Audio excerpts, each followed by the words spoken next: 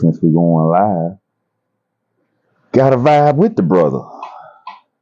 Welcome to Lil Tea Time. Okay. Y'all ready? Welcome to Lil Tea Time. Oh yeah. Welcome to Lil Tea Time. Who listening? Welcome to Lil Tea Time. All right.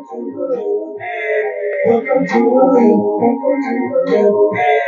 Welcome to Lil Tea Time. Welcome to Lil Tea Time.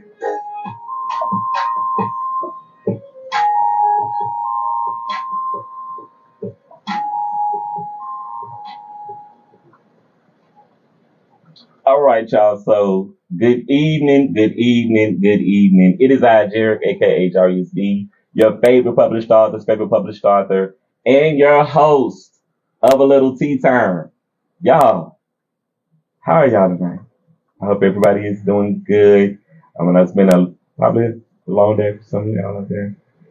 You know, as y'all are coming in, please like and share tonight's show so that someone at home can also tune in and watch A Little Tea Time. All right? And I want y'all to play Candy or Corn with us while y'all watching tonight. Y'all play Candy or Corn with us. I know I'm going to remind y'all later in the show, but I'm going to invite y'all to play Candy or Corn with us tonight for sure, so y'all can get locked in on this game. All right? But tonight, I have the greatest pleasure to have this auspicious person in the building with us today. Y'all probably know him. If you don't, you're about to get to know him again. The actor and educator, producer. Come on. Play extraordinaire. Cut it out. We call him the Tyler Perry of our production that he did for us. A Soulful Christmas Carol producer. Stagecoach? That's right. What else do you do? Like, what do you not do? Y'all, I'm excited to introduce to some and reintroduce to others Mr. Jonathan Jackson. Hey, how y'all doing? Thought I was gonna call you Kendrick. Man, you know you always, man. Look, this guy right here. Look, This part. I'm pleased to be here with you, man. That part. Just so everybody can get a background, y'all, of how we know each other. Y'all, we went to high school together. Right. We was just some teenagers, little young people out here with dreams and aspirations in life. But you graduated the year before me? Or? I think yeah. You was 06, class of 06? No, I was 05. Okay, yeah, so y'all, when I got, the year I came was the year y'all graduated. Okay. That part. So y'all left an impression on me. I guess you could put it that way. I mean, I came that year. That was the year y'all was yeah. I want to be like them when I grow up. Oh, that's how you did it? Yeah, like I want to be like them. Okay. When I grow up, so that part. And from that, this man has been around the world in so many words. But we're going to get into that tonight. Yeah. Why we just catch up, because I'm catching up with you. They just getting, you know. We all catching up, man. That part, we all catching up. We're going to take our time, though. You know? We're going to take our time. So, John, tell the people at home a little bit about yourself. Well, I mean, it's not really too much to know. I mean, hey, Jonathan Jackson, actor, acting coach, educator, director. You know, I'm kind of in that field of all of that, you know, when it comes to theater and film. And those that know me, they know that much about me and can say and vouch for me and even justify. With that being said, yeah, I kind of started out here as a child, Shreveport, Louisiana. You know, been acting ever since I was 3 years old. And to be brief about my backstory, I just kind of went from there and making the right connections, meeting Hollywood veteran actor Cy Richardson, and even my acting coaches that have worked with numerous of, professional actors out there from New York, Broadway, even out there in some of your favorite movies, from Hugh Jackman, Lady Gaga, Al Pacino, Robert De Niro, you name it. And that's not to brag. That's just the experience and opportunity and the blessings that came with, doing what I had to do in education. My bachelor's degree, I got that at Grambling State University. That was in theater and performing arts. And from there, I went to the Actor Studio in New York and actually became a member, and that opportunity, that really, highlighted a moment for me in my life to notice, hey, well, you can do this. You are there. You don't have to be able to, go out there and do all the biggest movies and the biggest roles and anything. You've arrived in this way, in this form. So take it at that. So from there, my inspiration just basically came about being an acting coach from the experience working with my acting coaches, as I said, and, that was in New York, meeting Bradley Cooper and, seeing a lot of the greats, getting the opportunity to sit down and speak with the great James Lipton. And, it just goes from there. Susan Aston, who worked on the set of The Sopranos, with James Gandolfini and a lot of the greats there. Rest in peace, one of my favorite acting coaches, Elizabeth Kemp, just being with her day in and day out. She had an injury at the time with the leg, and I was kind of like that guy that was, I ain't gonna say, teacher's pet, but, at that time, teacher's pet. But, just, being in that position, that gave me a lot of eye-opening experiences, and it gave me that leverage as well, to document and also be able to say, hey, well, I've done enough work here. I've had the opportunity to do great things with these type of people to put on my paper, or should I say resume. Mm-hmm. This is who I am. That's my best. That's, where I've invested my time. So, yeah. That's it, and now as an educator, I work as an adjunct professor at 3 different universities, Grambling State University, South Lafayette, and Southern University right here in Shreveport. So, yeah, and I teach performing arts. Sometimes you might have me as a public speaking course or understanding the arts and humanity. So that's my life as an educator, and I'm also, working for the education system with a program called Opportunity Matters, Opportunity Now. And that's going in working with a lot of the SPEDs, 504s, and IEPs, mm-hmm. And that's kind of one of those jobs a lot of people really don't want to take on, but something spoke to me there and said, you know what, these people, they need the same assistance and assurance as we do as normal mm-hmm. people, just kind of going about our day, mm-hmm. from the disabled to those who just, need a little bit of helping hand because they're learning, it's different from, the average person, that don't mean they're slow or anything. It's just, what's required for them to learn. It's a different process than others mm-hmm. or than most. So I kind of facilitate there, and that's what I do. And I help them find career pathways so that, they can be sure of themselves after they graduate high school, and know what they want to do. So forgive me for being lengthy, but yeah, that's basically, yeah. It's all around good, guys. Oh yeah, I try, Damn. Y'all heard it here. Oh, we can curse on here? Yeah, we yeah, I mean. We around here. Man, congratulations. Thank you, man. Thank you.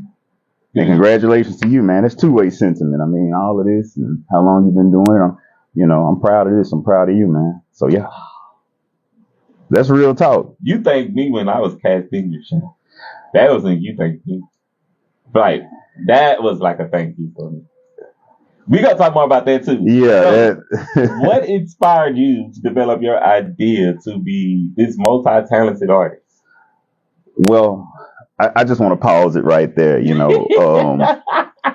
me, as humble as I could be is how I'm going to always be.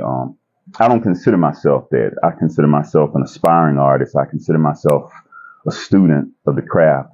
I will say I am a thespian of the craft. And that's because how long I've been doing it. But my agenda is all based in art and humanity. That's my approach. Even as an educator, I've come to find that, it's more than just being on stage and being on set and being that person that's being seen or noticed and saying, hey, support me, or this is what I do. No. And nothing against those that do that, because respect to those who, that's your opportunity to shine. That's what you've aspired to do. But for me, my perspective and objective is, delivering a message, honoring the message, it's a gift of prophecy, and that's, my son's name. But, the work is to inspire, more so than to intrigue. Is to, to speak to one or to the mass so they can understand situations of life, every stroke, every flow, so that you can define that harmony within it, even the good and the bad. So that's what this work is for me.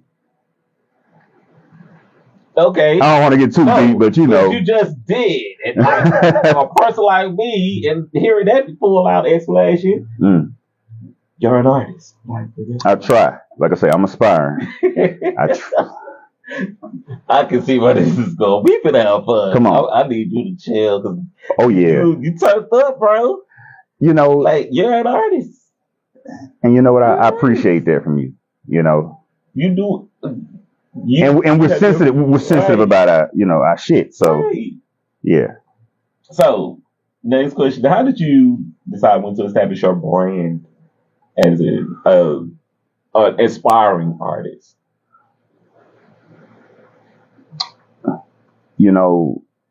I speak about this a lot in class with my students, and that's not to brag. That's just to be honest.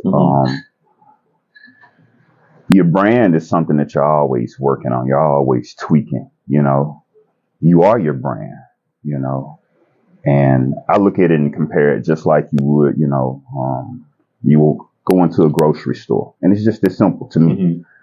You go on one of those aisles where you see all those different brands on the shelf, like the chip aisle, the cereal aisle. Okay.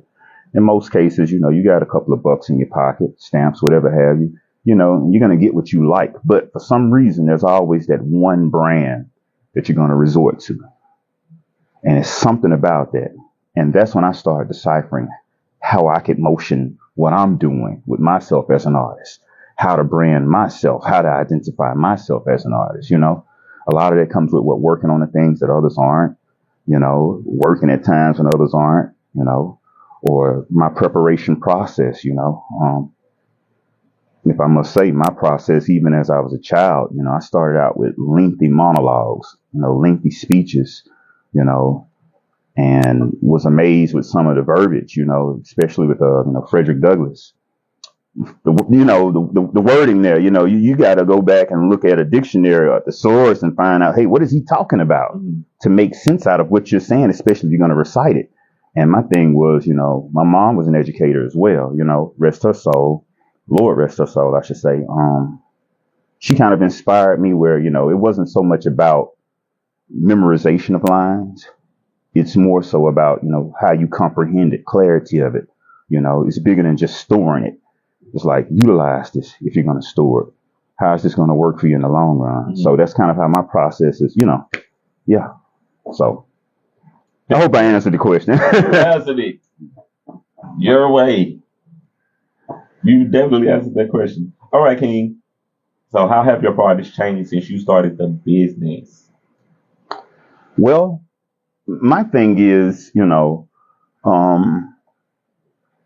I kind of got into the business right in grad school. I was getting to know the business prior to. As I say, I met with Cy Richardson, who was a Hollywood veteran actor, and we did shows here in Shreveport back when, they was publishing that stuff in the newspapers. This was well before, social media and all that stuff. So it was kind of like then the business has changed so much, but what he knew, you got to know that's like, wait a minute, that's foundation. He's already a veteran at this right now. So I'm novice, I was more like a sponge to it. But to answer your question, where I'm at now is, I'm an independent artist and an educator. I've signed contracts where I've worked for agencies like SW Artists, and I've been in positions where I've been able to do work on that maximum level. But my forte was, I like being educated. in the arts, you know, henceforth why I became an educator, you know, and I feel like I'm still growing there when I'm able to inspire, motivate, and captivate students with the work and see them, you know, with the knowledge imputed and growing. They're cultivating. Well, if they're growing, then I am too, you know, and as an acting coach from that perspective, one of my, you know, my acting coach, she always said, you know, you could always get out there and be on screen. That's going to be there. That camera's going to always be there. But it's that work that's done behind the scenes, you know. And that's the work where, you know, actors work with their acting coach and they develop their talents, you know. They work on the technique, they hone their skills, and they get better at what they're doing. So when they get on screen, it's flawless. And I found that work being more, you know, inspiring and intriguing for me. So I said, hey, I like that better. So that's kind of the lane I went. All right. I like that. Because you basically understood that you wanted to go in this certain direction. Right. You gave this with your passion, your energy to. Mm-hmm. So I feel that. Let's talk about a Soulful Christmas Carol. What can we talk about, brother? Can you talk to us about a Soulful Christmas Carol? Because the people at home who came out to see the show, they just want to kind of get your thoughts. To me, you inspired the story. Let me listen to you just for a second because, like, you know, you wrote and inspired the story. So everybody at home is going to be like, bro, you wrote that shit. You think so? You wrote that shit. You know, that shit. Like, we shouted you out when we did our interview. We shouted you out and gave you made love because the fucking show was incredible. No, I actually believe you when you say that. You know, you and others. You know, every time it's said, you know, I'm like, okay, believe in that, Jay. But if I could answer that question, man, you know, honestly, a Soulful Christmas Carol came from a dark place, and I got to share it, you know, because I've never actually shared it, but I'd like to. It came from a dark place. You know, at the time I was in a dark place in my life, maybe one of the darkest of the dark, you know. And I can honestly say one of the darkest places I ever experienced was losing my mom. But this one was, you know, so familiar but different, if you get what I'm trying to say. You know, I actually had a lot of moments where I had to, you know, govern myself the best way possible to be able to come out of this type of, you know, this creative stance that I was in, because I was like, okay, there's something I'm experiencing. I need to put it on paper. I need to put it out there. And somehow or another, I guess, you know, Christmas gave me that energy, that vibe, you know, and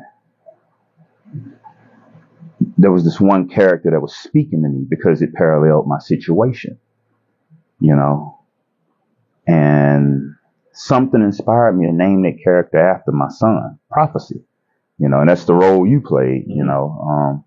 But, you know, you have to understand this character because this character was maybe more complex than Soul Brother himself, the most complex character of the play, actually, because what he represented metaphorically, you know, and the stage picture overall, you know, he's a homeless man. And he knows who his dad is, but by not having a connection with his father for so long, his dad doesn't really identify him, you know, from not seeing him over the years and what caused that to happen. And a lot of that wasn't necessarily Soul Brother's, you know, decision making. It was something he had to do to protect his peace, his sanity, because of how wicked the world can be. And, you know, my mom always taught me, and I always say this, you know, my mom's quotes, but, you know, sometimes you could, you know, show love to the betrayer and the betrayer still betray you, you know. And this was kind of that story of what Soul Brother was dealing with, which made him such of a Scrooge, I guess, you know. those experiences that he dealt with in his life, but what it caused him in the long run, like I say, was losing his son. And again, that's prophecy. And I named after my son, like I said, because at the time my situation paralleled, I can share now because I'm blessed to be in a better position, but I was actually living out of my truck, and I don't mind sharing it. That inspiration came from, being able to sit there in that silence, and watch the world in the day pass, the weather change, the temperatures drop, and, how to maintain in that little small space, to keep people out your business, putting up shirts or whatever the case, so can't nobody look in and record you, how they do today. But long story short, even with the midst of all of that going on around me, I was able to really connect with the silence within my temple and listen to it speak to me what this message was supposed to be about. And that's what really came, to life. That's what made it come to fruition. I didn't force anything. The voices kind of basically identified themselves. And when that paralleled and I gave it to those individuals and they played those roles, the characters just automatically popped. Because it's almost like it was written for them, Yeah. And so, yeah. But again, I call it a great experience, an opportunity. Some look at it and many would say, hey, man, if we could have had the right funding, the right props, X, Y, Z, and I believe that, otherwise it wouldn't have never happened. But again, like I say, I'm an artist, that's something that could always happen. I'm always about my experiences, so I'm glad to have experienced that. That part. He being modest, y'all, with the budget that we had, our shit was tight. Yeah. Our shit was tight. We was there. We was in the pocket too. We had the little live band. Yeah. Our shit was tight. We had all our shit was tight. It was flawless. It was flawless. To be honest. That shit was tight. Like our shit was on point. Like rehearsals, we was killing our shit after the rehearsals. The cast what they did, yeah. Point. We was singing on point. This nigga had me in there. I had to learn how to cry on cue. Like, it was real shit going down around there where if you weren't in that room with us,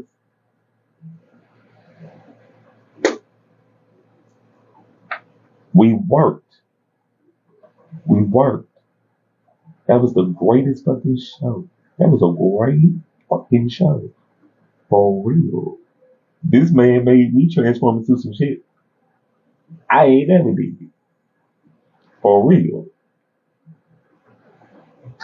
I gave the man the script and he just knew what to do with it. I mean, we always say real recognize real, and it's the same way with this artist world. Real artists recognize real artists, and that's something, anybody that knows him, they know that about it. No matter how popular or, how nominated or, how fascinated, whatever anyone is with the person. At the end of the day, who you are is who you are, and that was identified. That part. Now, thing is, when I got the call, Slate's part, I was like, "How did you find me?" Social media, boy. That's just seeing him out there. This show. I tripped out. I was like, "How the fuck you call me?" I was like, "Yo, radar to do anybody show at that point."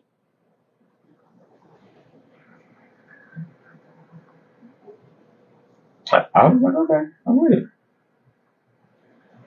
It just amazed me I was able to make it happen from living out of my truck. That's what got me. But, when I look back at it, again, I say I'm blessed. I'm thankful that it came to fruition because of the type of people that I had in the cast, Their contribution is what did it, Because in a lot of ways, and for those that don't know, the method to the madness, I really didn't write a full out script. They really had, and this is some of the toughest acting. A lot of people don't know it. It was really improvisational, for real.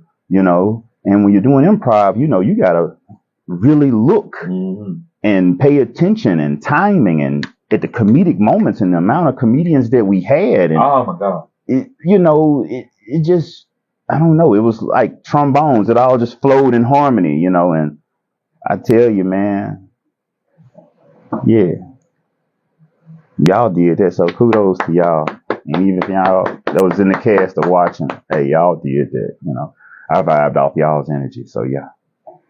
Yeah, because I got to talk about this scene.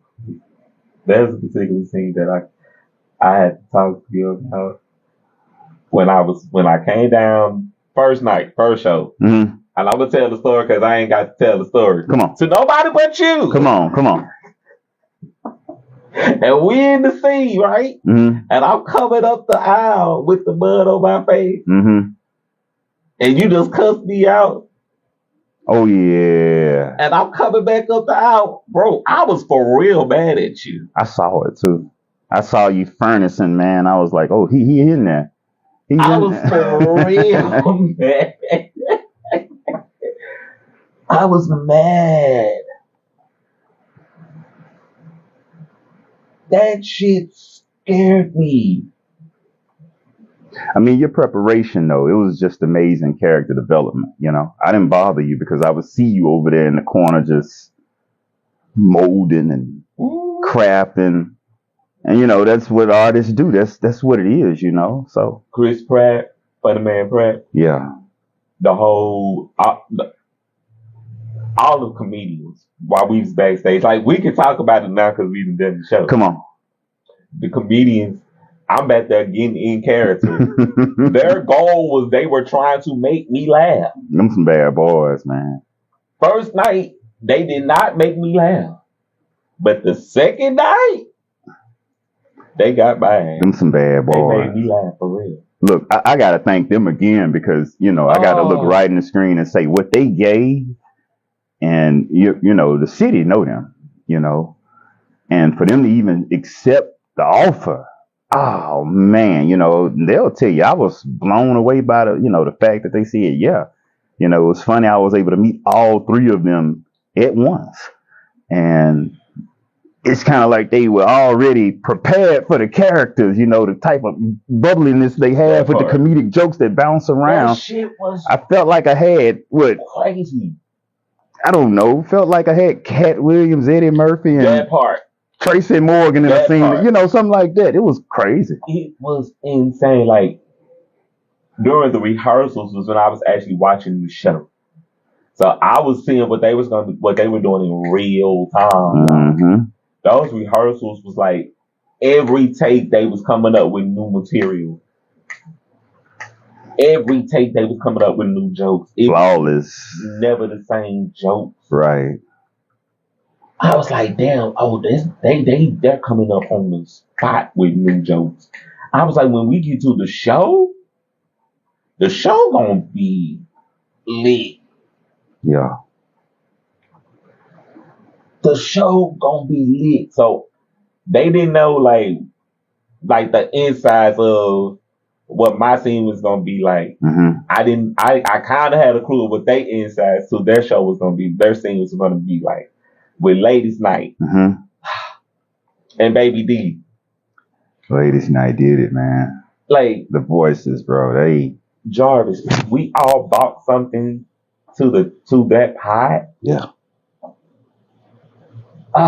Yeah, my brother Jarvis, I thank him too because a lot of people don't know he's the inspiration behind making it happen. He's the one that was saying, nah, Jay, this some Tyler Perry type shit here, man. You do it, and I'm like, if you know Jarvis, that's who he is, if it's either it's happening or it's not. Mm-hmm. And you need that kind of friend. You need that kind of brother, especially in times like what I was dealing with. But man, I tell you, he played the role of Linwood, and we already had the chemistry where we knew how to bounce around with each other with the language and the slang and improv because we call ourselves the real deal, Anybody, remember the movie with, what's the guy's name? Bernie Mac and Samuel L. Jackson. We kind of play that, That part. But yeah, man, it's amazing when you can work with people and that chemistry is already developed. You can go from there. So that's what it was, man. That part. Another funny story from the show, y'all.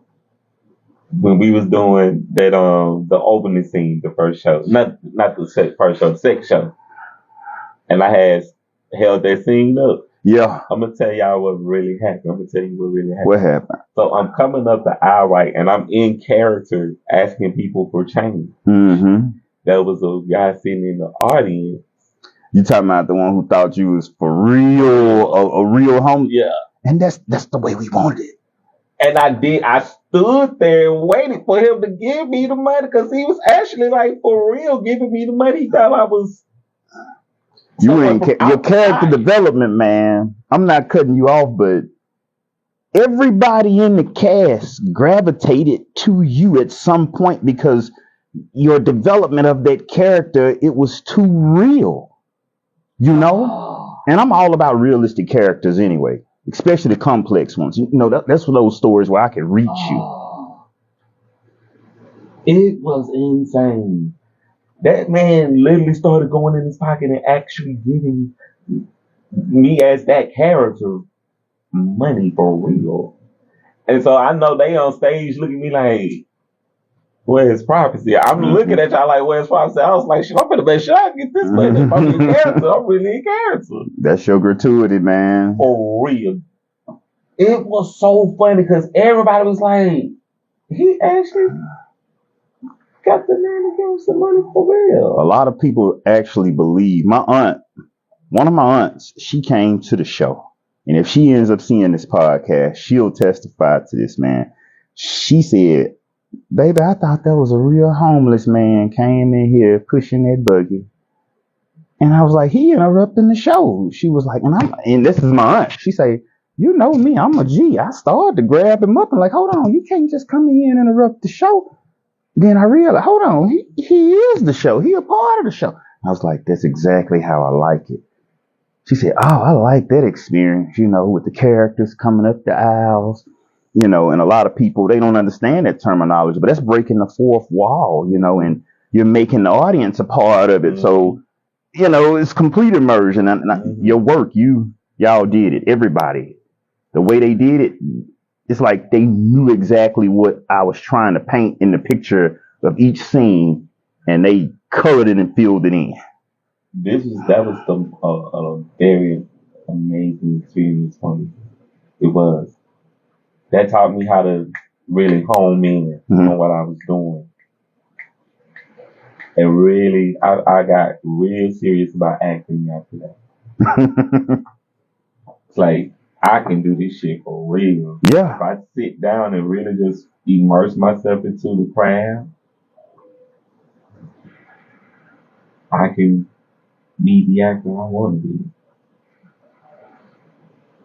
I mean, that's anybody. You know, the work can be done. That part. You know. So, we talked a little bit about some of your challenges, but what were some other challenges you overcame of your journey? Ooh, shyness, the biggest. And a lot of people be like, wait a minute. No, because you were like that in school. I was like that in school. Let me tell you. And I found this out. It's like I always kind of knew it, but I really found it out in grad school when I was working on a production with a good friend of mine, Monk Schwenzo. She's from Beijing. I met her in grad school. I promise you. She had taken a class where she just learned how to speak English. You see? And she actually confessed to me, and I'm saying this to you, if she gets attended, she would watch YouTube videos. She loved to listen to Kevin Gates. You know, the school we went to, this is an international school, so we had people from everywhere, Croatia, all of it. But anyway, she liked to listen to Kevin Gates, and it was something else that she was into. But that's how she learned how to speak English more fluently. But I did a show with her, and I was nervous because my director, she was also from Beijing. And I could hardly understand what they were saying when they would speak. So it was difficult to really figure out how to do my character work and, you know, and prepare for the play because this was only a duo scene. You know, the play is called Hello Out There. And I'm the character who's locked up and she's the other, you know, and it was just difficult being able to find that cadence, that rhythm, so that it made sense. So the audience and listeners who were watching and, you know, and they get like, oh, they actually are developing this relationship. They are connecting instead of them just saying, wait a minute, these are just two characters speaking to one another, because the moments that went intimate and, and dramatic and even the comedic moments, that's what develops the layers of that relationship. And like I said, man, that was my biggest fear. I was shy because, man, I felt like I was gonna, and this is my honesty. My kid's mom at the time, she and I were together, and she was in New York. She remembers how I was. I was like, I don't know if I'm gonna get it because some of the words she say, they kind of break off at me and I can't understand her. It's broken English a little bit, but I found her cadence. We worked on it together, and I promise you, to this day, good friend of mine, Monk Schwinn, we did it. Standing ovation in the end, and yeah, it was an amazing experience. But yeah, I had to get over my shyness because I realized I had to break the barriers of, doing work with, I guess you could say a more diverse ensemble or scene partner. So I won't be able to speak the way how I normally would as I do with you and others and even those of my ethnicity. I had to work on that. That part. Yeah. Yeah, and that's I liked it. Yeah. That part. So how are you currently defining success? Every failure I meet. That's right. Forgive me for sounding so correct with it, and I'm not trying to just inspire anybody with, a podcast of me saying something, we do sounding like an intellectual, but yeah, man, every failure I meet, every fucking failure, forgive me, that's real. Every failure I meet, I'm looking forward to it. I'm waiting for it. I'm expecting it because I know if I'm not failing at something, how the hell am I going to be able to look up and see what, So, yeah, I'm inspired by a lot of people. I tell my brother all the time, and if he don't know it, I want him to know. I don't care how one might depict him or whatever, but to me and what he inspired me, I tell him all the time, I look up so high to you, I fall on my back. That part. And I intend to, because I know if I fall on my back, then guess what I'm doing? I'm getting up. And while I'm getting up, that means I've already looked up, so I know which way to go forward. But I expect to fall on my back, and that's that failure. And yeah, that's success right there. I tell my students the same thing, man. All right. Somebody at home, y'all pick that up later. You'll pick it up later on your way home. If you took my class, you already be like, yeah, that's Proctor J right there. That part. Wow. So, our question. Come on. Who are some actors that you haven't had the opportunity to work with yet that you like to work with? Ooh. Are we talking about professional or just actors locally, or what? Help me out so I can really prime this down. Professional actors.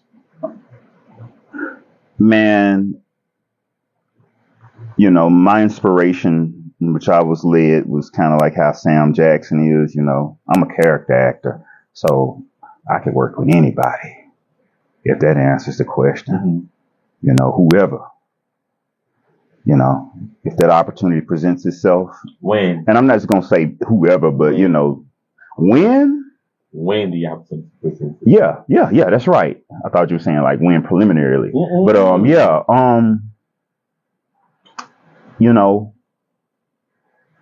I'm not just being on one set actor.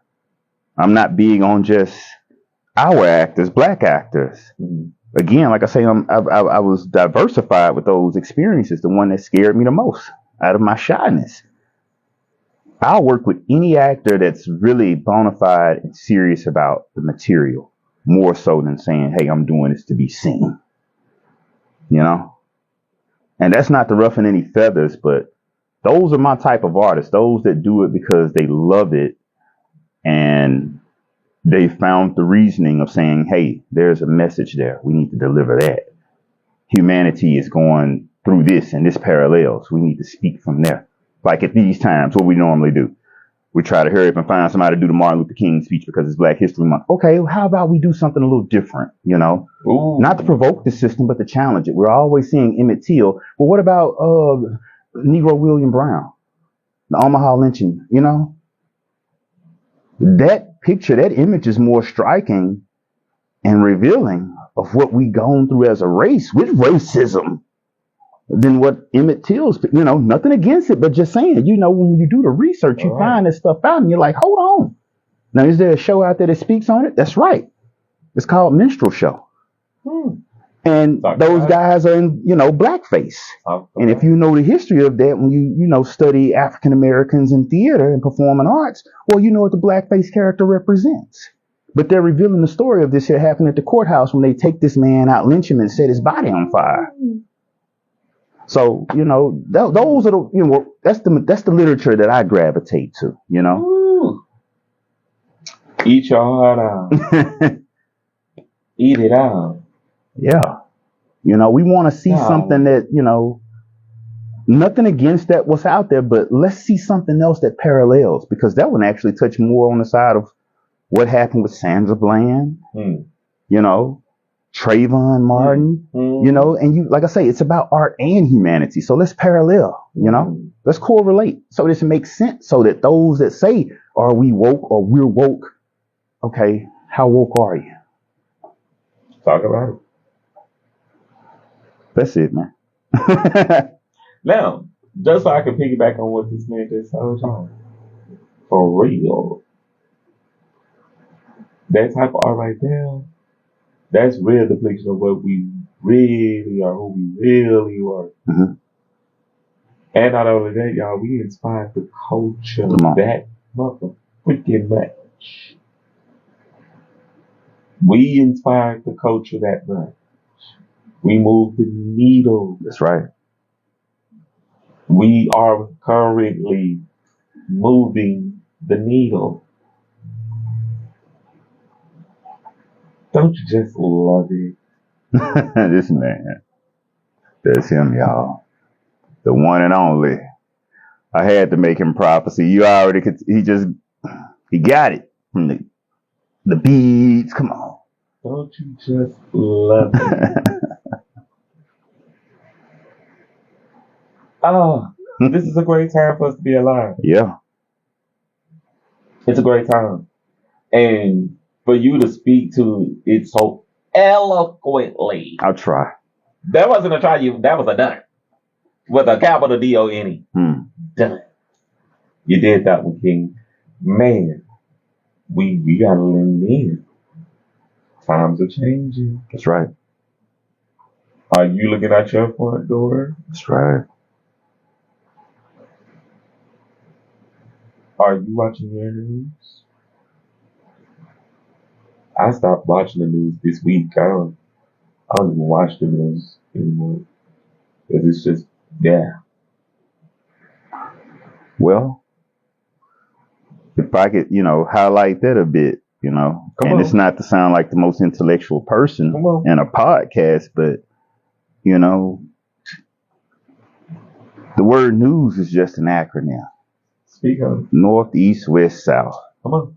And when you have social media at an all-time high, that what's on the television is by far the less of what news is even covering. Right. Everything is news now because there is no real privacy. So with that being said, you're kind of in a world of exposure at all times. Right. And you have to adapt to that wave, which is the reason why you have, you know, so many people now so used to being in front of a camera, in front of a lens, when there was a time prior to the pandemic, we were, you know, we don't mind a selfie and going online and doing TikTok and doing the dance moves and recording ourselves now. So it's flipped, you know, times have changed. And in that, you know, when you speak about humanity in the art form, going at it, you know, we got to make sure that what we're putting out there, especially with what's going on wax, just go back to Mr. Rogers' Neighborhood. You that know, part, he said, you know, you got to know what he said. The material that we put out there, you got to make sure it's meaningful for the next generation now. If we're not doing that, then what are we doing? You know, even if you are playing the role of a villain, there's a way to do that so that it's not stereotypical, but in a sense, like how Sam Jackson does it. Like I say, who I'm inspired by, or even, you know, Tom Hardy. So you can understand where I'm going. It's a way to do that so that, you know, you could get in that character's revelation of what not to be in society. That example of what to notice is there and say, hold on. Because at the end of the day, this is all about holding a mirror up to the nation and before yourself and realizing that's all theater and film is. That part. That part. That's all it is.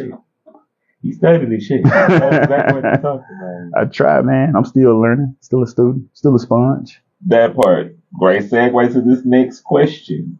What would be the best advice you would give to someone thinking about starting a business or pursuing their dreams in acting? 2-part question. Pursuing a business, I answer that first, especially in the arts. Do it for the love of it. You know, today society is so familiar with the scheme, fake it till you make it. But I say do it till you prove it. And in doing it till you prove it, that means just doing it because you love it. And I'm real familiar with the term, and I believe in it, that if you're doing what you love, you never work a day in your life. Can you say it one more time for other people? If you're doing what you love, you will never work a day in your life. You see, I put my head on for y'all. You know, and that's just real, because anytime you're doing what you love, you lose track of time. You know, it even feels like the time that you got allotted for it goes by faster because you're preparing and creating more and more. So that's what I feel like we got to get our students back into, so they can stop resorting to, okay, let me get to the fast track of the money. You know, wrong perspective, because if you're doing what you love and you're great at it, you're going to attract the money. It's going to come to you in time. You know, you don't put an expiration on it. You know, your expiration is when you expire. So until then, you know, you just keep going. So long story short, being an independent artist and appreciating it, begin your business there. You know, a lot of actors, they go crazy and they're ready to see the greener side. So they go ahead and get agents and management, which is good, but there's a percentage you got to pay.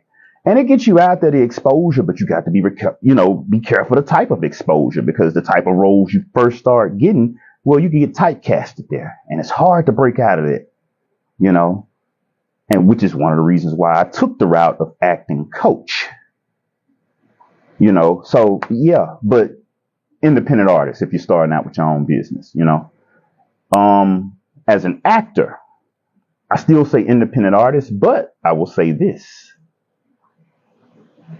Get the training. If I can inspire you, get the training. I know a lot of us think, man, I could DIY this stuff out here online. No. And this is why I have to go back and give credit to my acting coaches.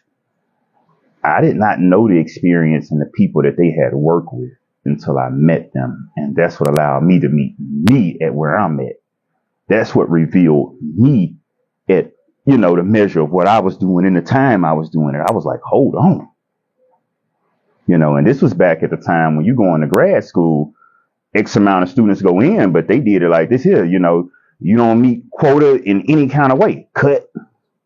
Come on, Julia. You start out with 56 and you graduate only 15. Come on, Julia. So, you know, and to be, I have to say, a black man around students from all over the world, I was more foreign to them than they were to me. So to see a guy from Shreveport, Louisiana, Cedar Grove, go all the way to New York, graduate of Woodlawn High School, graduate of Grambling State University, you know, and being, you know, handpicked, that's right, handpicked to be a member of the actor studio by Al Pacino, Ellen Bernstein, Harvey Keitel, and Robert De Niro. I don't consider that bragging rights, but those are your pioneers to the creativity in what we do. You just ate that, King. You just ate it. Yeah. No crumbs. You can go ahead and do the dishes after that. That's all, man. This man is absolutely great. I try, man. And I want to work with more artists that are like this, like-minded. I'm sorry. I hope I'm not cutting. No, you good. If I could use this podcast to shout that out, hey, look, those that are like-minded individuals that are looking for me or don't mind working with someone like me, hey, let's sit down. Let's table talk this. Let's really, start being creative and doing this because of we are creators, Let's do this because, we want to make great material. Let's do this because, hell, that's what we do. When I was in New York, I was exposed to that as a new norm, seeing that on the streets every day, independent films. It didn't take and I have to throw this out, it didn't take for 50 Cent to, hell, at the time he was learning just like, so. Anybody else? Yeah. I say do it because that's just what you do. And yeah, whoever want to work on material.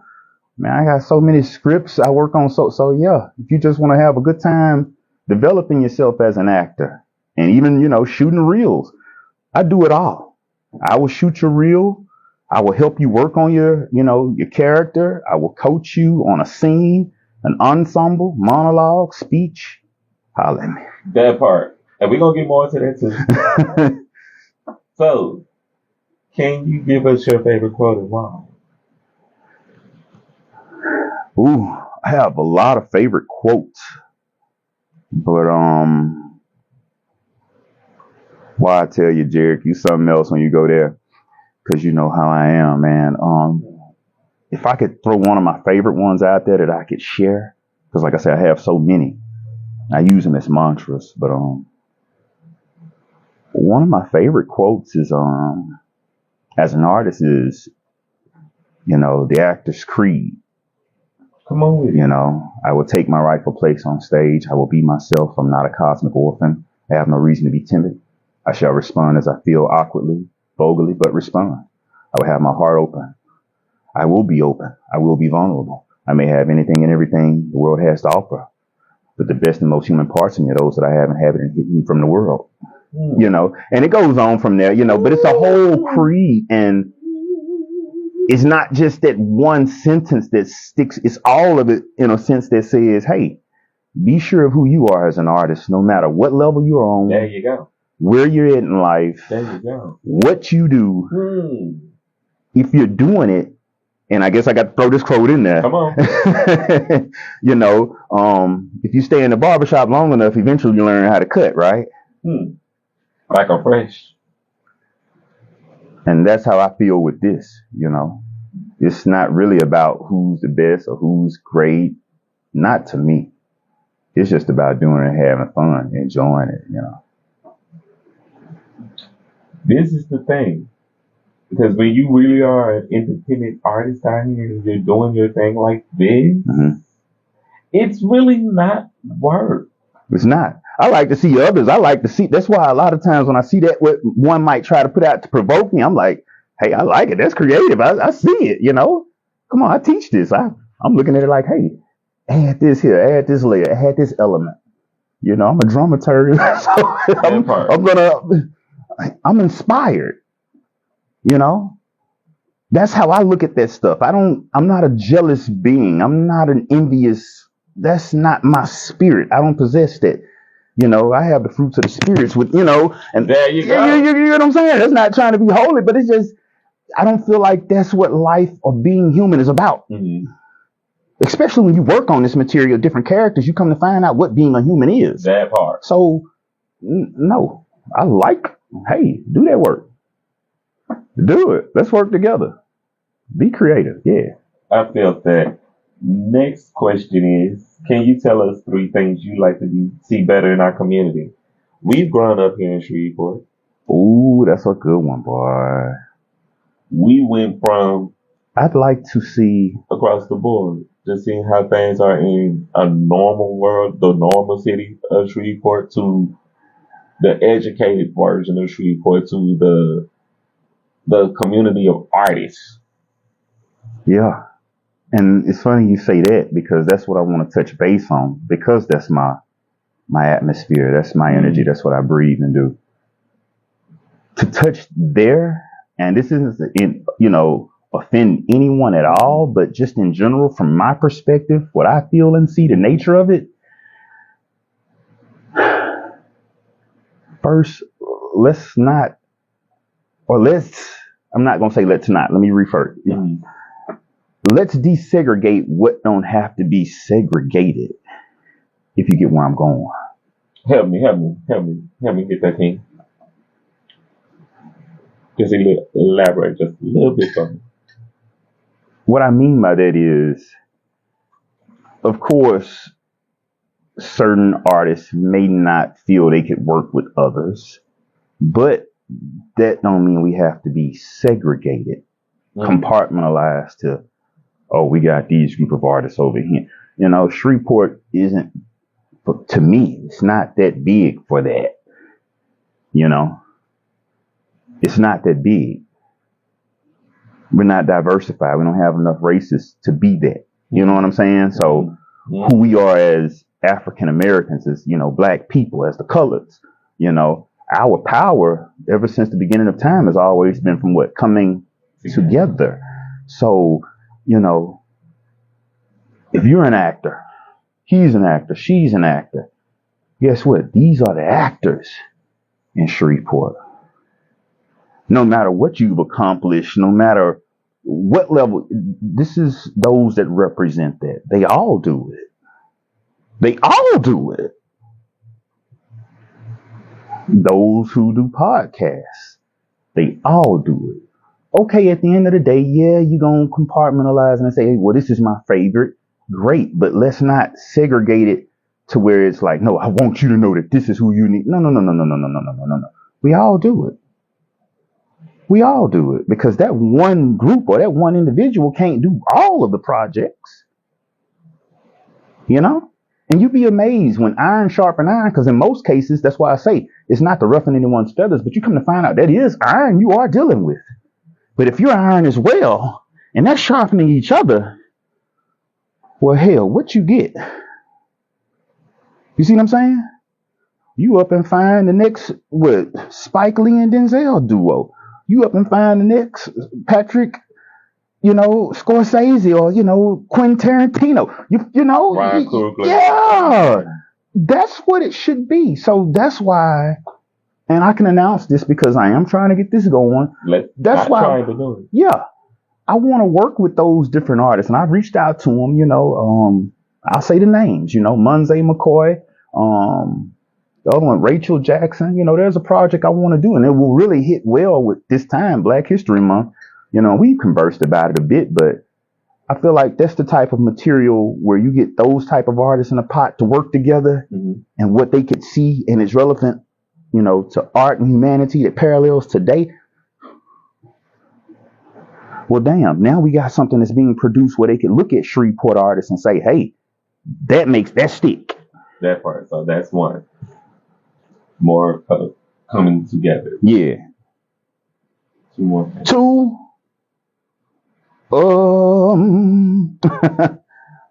I'd like to see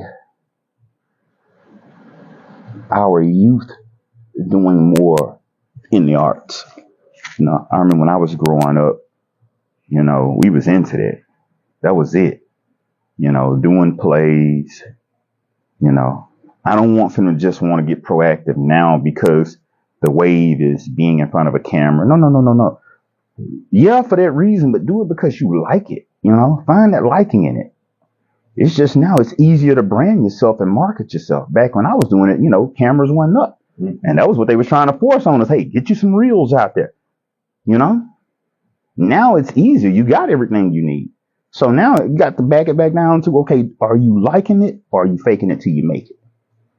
So yeah, that part. Seeing the youth do it more and gravitating, to what it takes to become a better performing artist and developing career pathways there. But yeah, the final thing is,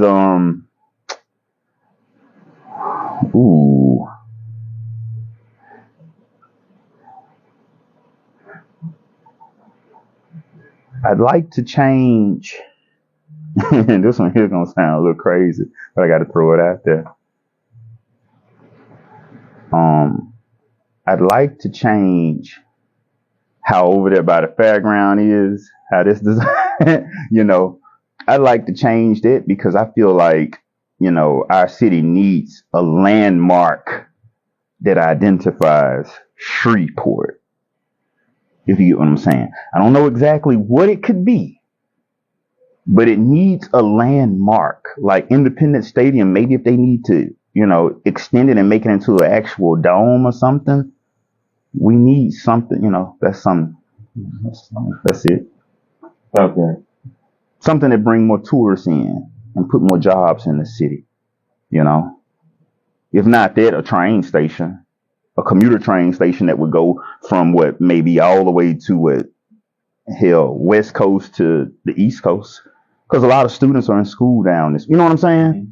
And it makes it easier for them to commute and, even brings in more, tourists as well. Maybe they try to go down the road. Yeah. A commuter train down here would be great. That's it. That part.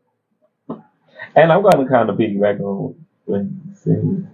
Like, if that is going to happen, can we put money into more education around here? That too. And it's funny. I should have said that with my first decision. You're great. Or should I say the first question? That part. You're great. That's why I just said I will piggyback on that. Yeah, that definitely has to happen. The funding. We got to put more funding into education. But first, we got to put the right. We're going to call a spade a spade. The right people got to be in place. For example, and I got to say this. If we have a performing arts school, we need someone on administration, if not over, or at least a side of administration, running it with someone who has a background in performing arts. Not saying me, but it needs to be that because you're losing the interest of your kids that's going there. And even, students that are prospective to go that way, they're like, wait a minute, if that's a school of performing arts, I want to go learn perform, I think if we honor that, and I got to throw this change in there too. I'm sorry. As an educator, I feel like we need to update some of these courses. Don't call it art. I get that is the basic art, but what type of art? Students now are so literate and educated where it's like, what type of art is this that I'm doing? And if you're my educator, do you epitomize that, what you're teaching me? Because that's what today is. It's actual factual. If they don't see it, they won't believe it. If you don't represent that, what it is that you're teaching, they're tapped out of it. That's just the way how, attention deficit is today. Mm-hmm. So we need to make sure we're honoring that in the education system. Henceforth, we end up losing it, which is what we're kind of going down with students, being more in the private school sector now. That's popular now. Homeschooling. And, even in higher education, they're more enrolled online than on campus. So it's telling us something with the education system. We need to upgrade some of these courses so that students can feel sure of what they're aspiring and taking up as a course and saying, hey, I'm putting this on my vest so that when I get out there and get a job, I know I can get this. Because too many graduates are now, graduating, but not actually getting a job in their degree. So the question is, are we pushing numbers now? Or is this a ceremony ritualistically to celebrate what? Cultivation, a step forth in life. I think we've gotten away from that a bit, To save these institutions and keep doors open and keep money flow, we just got to watch you listening to me, but we can't just keep doors open for that matter. Students are getting their education for a reason, so especially if they're paying for it, using government money. Come on, give them what they went there for. Give it to them. And the people who paying out their pockets. Come on. I was that student. I was, I've always been institutionalized. So I was challenging my professors. When I started really getting into my books, I was like, okay, I'm going to know some stuff, but I'm about to challenge the professor to see, do you know what you're doing? And I think that's when you really are learning. Forgive me. I like to speak with my hands. Now you good, King. You good. I had a classmate just like that in college. Challenged our teacher. Yeah. The man was brilliant. Hands on. This has been an incredible interview. Incredible interview. So, how could people get involved with your organizations and with things that you're doing within the art community? It's easy. You know, I'm not one of those people with a lot of followers and all of that. You know, I'm not big on all of that. You know, I feel like he who knows, knows. And those that can do, they do it. So if that's what you want to do, you could easily reach out to me on social media. My name is what it is, you know. On my Facebook, you'll see my 2 kids, you know. And on Instagram, you'll see it's just me, but my name is there. You reach out to me that way and we collaborate, we connect, you know. I don't have a big stream or a popular, you know, wave of people that, you know, I'm just like everybody else. I'm a human being. I'm a person. So, you know, we could work. And I believe those that have worked with me, they will attest and say, hey, dude he's serious. He's pretty good at what he do. If they say more, you know, that's on them. But generally the outcome, they say, hey man, he's serious. So yeah, reach me that way. Social media, you know, we go from there. Email me if you're a student or you know people that have taken my course. You know, I've had so many students over the years now, 8 years now being an educator. So, you know, reach out to me. It's easy. That part. This man is out here on the ground, y'all. For sure. Proud of y'all. Proud that I got to know you before the whole world did. He say the whole world. In high school. Man. We saw the greatness in high school. So we are just now basking in what we saw was greatness then in a full circle. That's two-way sentiment, man. You know, I'm that kind of humble, you know. Some people say I can't take gratitude. I'm always giving it back. Hey, you know. Hey, I humbly accept all my gratitude. I accept it. It's just I'm one of those people, you know, some about me. I'm like a chameleon. Or I know how to ricochet it right back to you. It's like, you deserve it too. That part. And I humbly accept it because I humbly accept it all. I worked for it. So That's right. That's right. Damn, how I expect that about me? This is not about me. This is about you. See, they say I got a gift with that, man. No, this is about you. Come on. Final question today. We gonna play Candle Coach because you just Come on. did that. Come on. I thought you just did that. Y'all gotta forgive me because I talk a lot too. People say, man, he talk a lot, but when you like, hey, but he what he talking about? It's like, wait a minute. You gotta be in the loop to understand. Dude, different from the rest. I am. Final question today. We gonna get into candy and corn. Come on. What would be your wish for the next generation? Ooh. Because you done took us to school. Boy. You done took us to school tonight. What's my song, man? You know, and you know, that's really my focus with art and humanity, that next generation of children, especially mine, you know. What's my song? Wake up every morning. What's the world don't get no better? Who sings that song? You know what I'm talking about, though. The world don't get no better. Oh, wake up, everybody. No more sleeping in bed. There you go. There you go. No more backward thinking. Time for thinking ahead. Yeah, yeah. The world has changed so very much from what it used to be. I would join you, but my voice. No hatred, war and poverty. Yeah, that song. Yeah. Wake up, everybody. That's it. That's the one, man. You know, and when you really stop and tear away that musical structure of it and listen to the words, that's the artist I am. That's me. That's what I do. That's your. I love to take lyrics and just tear away the music. That is wow. It's a big way to answer such a small version. First person to do that. You're the first person to do that. Harold Melvin.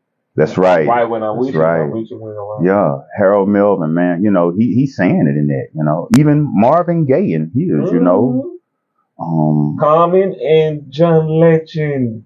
you know, I'm big on that. I got that old spirit, so I listen to that music. Yeah, They man. all ate that. You know, they're speaking to us. That's why we, you know, are familiar with those artists. That's why they touch us in the way that they do. We connect to them through that intensity, that vibration. Yes. And if we could get artists to do that more, that's when you start to see, you know. So yeah, man. You play on that string all the time, man. All done. You did it in Soulful Christmas Carol. You're singing. Everybody knew, man. Hey, man, you blessed that show, brother. Accept your roses now. You blessed that, brother. Got on rose-colored glasses, you see. Brother, you did it. Curtis made it. Ooh, I'm with you when you're right. Yeah. I'm right when I'm with you. Yes, ma'am, Miss M.L. Dumars. You better talk about it, Queen. This has been a very enlightening show today. You know, I don't normally do this here. I'm shy right now. A lot of people wouldn't believe it. I'm a real, that's my biggest weakness as an artist. I'm shy. You wouldn't know that, though. No, this has been an incredible show. This has been a very enlightening show. Like, literally, what they tell you at school, don't judge a book by its cover, people. Don't judge a book by its cover. This brother's on some shit. No shit. Man, I want to work with, you know, whoever. I say, hey, man, I'll work with that guy. That's me. This is a very forward-thinking person here. Very forward-thinking person. As I said, my teeth. So, Mr. Jackson, we are about to get into candy or corn. Come on, introduce it to me. I'm new to it, but let's go. I am going to ask you about these candies. If you would eat these candies, you can say candy. If you would not eat these candies, you can say corn. All right? Mm-hmm. All right, we're going to invite the viewers at home. Y'all can also play candy or corn with us by y'all simply putting your responses in the comment section. But before I get into this comment, Miss M.L. Dumars, Nina Simone for sure, young, gifted, and black. You better say that. And then when Donna Hathaway came back and he punched it also with that young, gifted, and black. Yeah. Yeah. Forward thinking, people. Forward thinking. This has been a very enlightening show for me. I am very calm sitting here with this black man right now. Very calm. He got a presence about him that he takes control of the room. So he gonna definitely own the room when he comes in. Y'all can prepare for that also. We gonna play candy or corn. All right. First candy up is the York's peppermint patty. Corn. 100 grand. Corn. Snickers. Corn. M&M's. Corn. Mike and Ike's. Corn. Libby Heads. Candy. I say you gotta give us one. I'll say if he about to be 10 for 10, all right. Twix. Corn. Skittles. Corn. Sour Patch Kids. Corn. And the final candy is candy corn. Corn.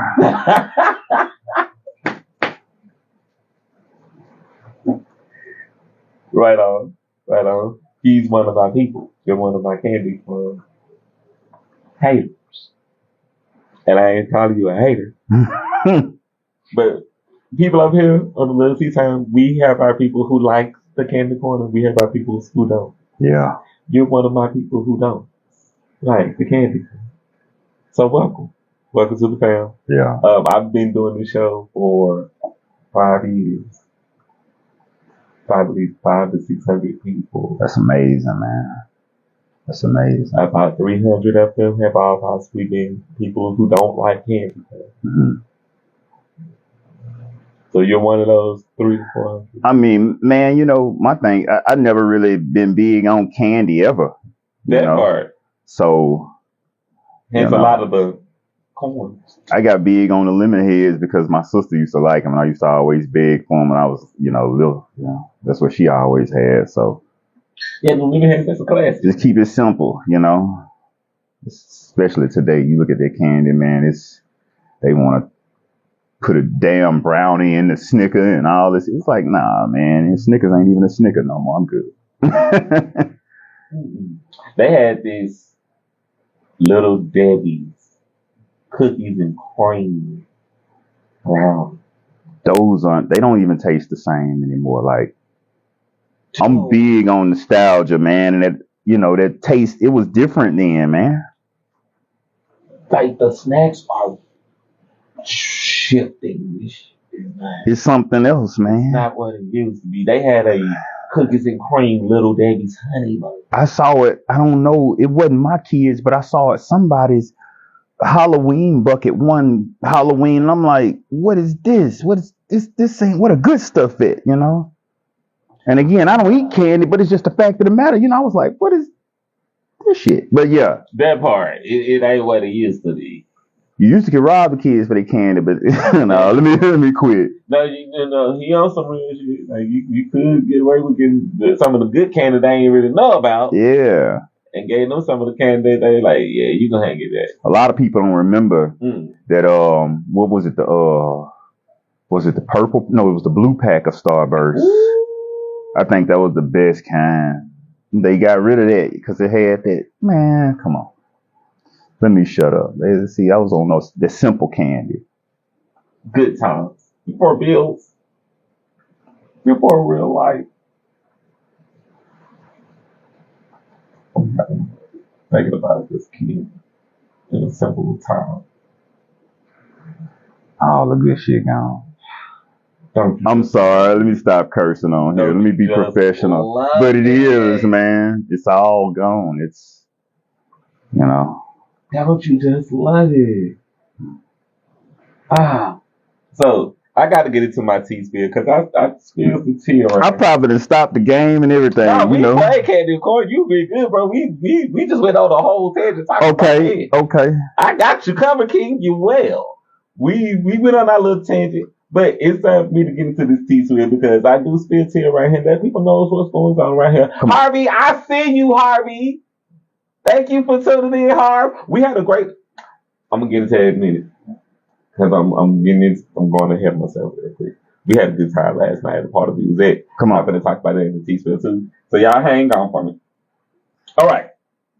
So last night, I'm talking about the time was had last night. I got to send shout outs to Nicola, and Keon, Ballard, and Rude Boys Artworks. They had their gallery opening at Summers last night. And your boy, yours truly, came in giving them a little Eddie Murphy Harlem Nights inspired ensemble last night. It was very, very demure. Congratulations to my peeps over at Rude Boys, man. That show is incredible. Shout out to everybody who was on the show last night. Just my King. Everybody over at Sumas last night. We had a great freaking time last night. So congratulations to y'all. And then part 2 of our night over at the Remington Garden for the Film Prize Golden Lens event. Also giving them Eddie Murphy and Harlem Nights inspired ensemble. By yours truly. We had a great time over there networking last night. Shout out to Dwayne that we met at the event last night. He was cool. We had a fantastic time last night. Shout out to Gregory and Heidi Kallenberg and all the crew over at Fair Price. We had a great time last night, y'all. A time to last night. So, yeah. Y'all saw the pictures. Y'all saw the pictures. We had a great time. Again, congratulations to everybody. Now, gotta speak on this today because today is the 50th anniversary of Cornbread, Earl, and Me, Hmm. featuring the Lawrence Fish Farm. Come on. I wanted to do my best to watch this movie for y'all today. Unfortunately, I got sidetracked with looking over my script because I didn't study my script. But I'm here just to congratulate you They shit, mom. and the cast of this spectacular film. This film is a part of our American culture. That's right. And Mr. Lawrence Fishburne, congratulations to you. Y'all done that for me. I just the fact that it's just out there and I still haven't even had the opportunity for me to see it yet. I'm just saying that y'all nailed it for me because I'm pretty sure that this movie is gonna be that damn good. That's good, man. It's a good one. It's an oldie but a goodie. I'm gonna get into that. Also, the 40th anniversary of Color Purple. Mm-hmm. The 40th anniversary of Color Purple. We're gonna let that sit in for a second. Just let that marinate.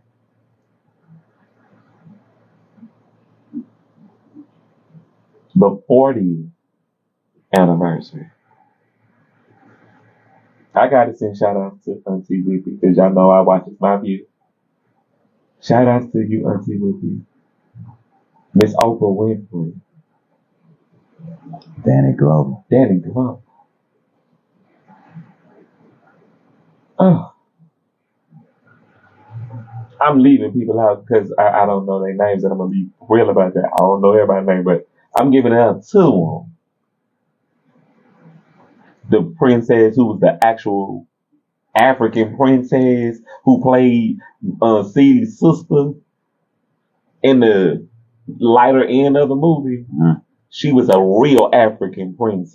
Mm-hmm. Yeah, that's a secret that they still ain't told y'all about. If y'all know it, you know. Color Purple. Congratulations on 40 years. Steven Spielberg, you did that. You recorded that movie, Spielberg. I'm here for it. I'm going to always be here for it. And because we talking about Color Purple, if y'all saw the actual stage play, like they bought a play here, not the actual play, but they bought a play here to screen in theater. We got to see the Color Purple play here in Shreveport. They showed it at a theater over there at Scenery College. They had a play over there where Whoopi Goldberg came to Shreveport. And they did Color Purple here in Shreveport at Scenery College. I didn't know that. Oh yeah, it was around here for you. That was all over the internet. Y'all, if you know, you know. So it going back to Broadway with Fantasia Barrino and then Cynthia Erivo coming in and Jennifer Hudson and that cast. And then when they took it over there to the big screen and turned the current play to a current film with Coleman Domingo. And then they had Miss Whoopi Goldberg come in and be the wet nurse. In the second Color Purple movie.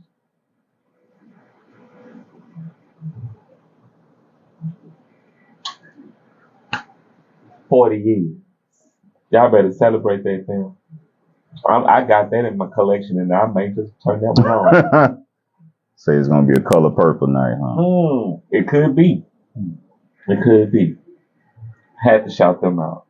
Y'all know we got Verses and Vibes coming up. January the 23rd, I am going to be at the Pomoja Arts Cultural Center.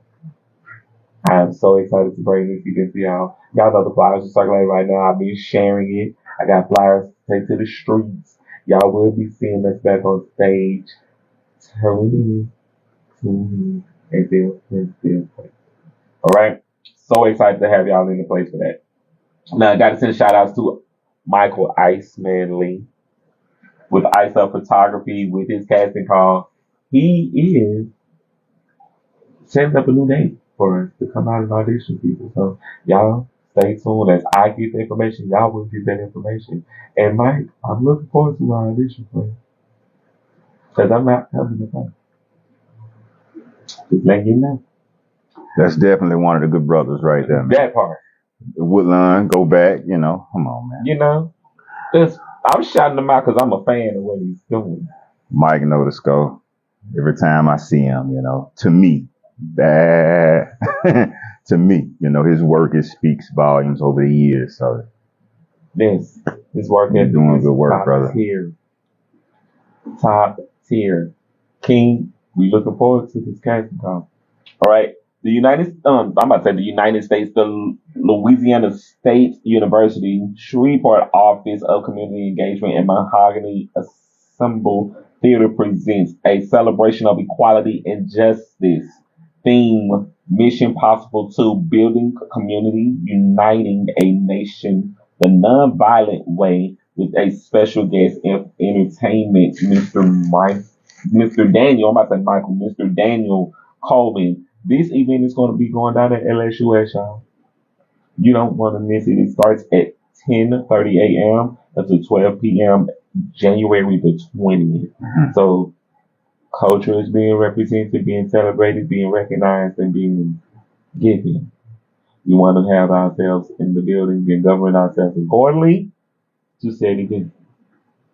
All right? Y'all don't want to miss it.